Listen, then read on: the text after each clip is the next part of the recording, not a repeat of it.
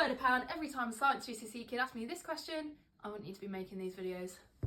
Miss, like, I don't even get practical questions, like, what do they even want us to write? Let's be honest, I know you're not really interested in this right now because it's summer, but you need to save this video because when it comes to your mocks, you'll be interested in it. They give you a fail-safe checklist that you can use every time you're asked to answer a practical question.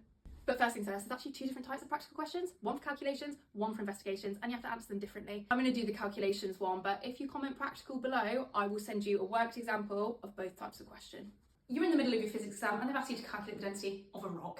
Step one, now pupils often end their answer with this, but I'm going to suggest that you start your answer with the equation and I'm going to explain to you exactly why. So for example, density of my rock is mass divided by volume. Now you've started with the equation, step two becomes really obvious because you want to know what quantities you need to measure, and step two is just now telling me with what equipment are you going to measure those quantities with. So I'm going to measure my mass with my mass balance. I'm going to measure the volume of my rock using a measuring cylinder. Step number three, whilst you're taking those measurements, is there any kind of detail that you can provide? So for example, here, when I'm using my measuring cylinder, I'm measuring the volume of my water, pop the rock in, measuring the final volume and taking the difference for the volume of the rock. Or for step three, you could maybe mention a typical error with those pieces of equipment.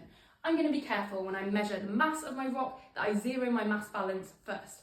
Then step four, honestly, there's no rhyme or reason for it. Sometimes they give you a mark for it, sometimes they don't. And it is to just state, repeat and average that experiment.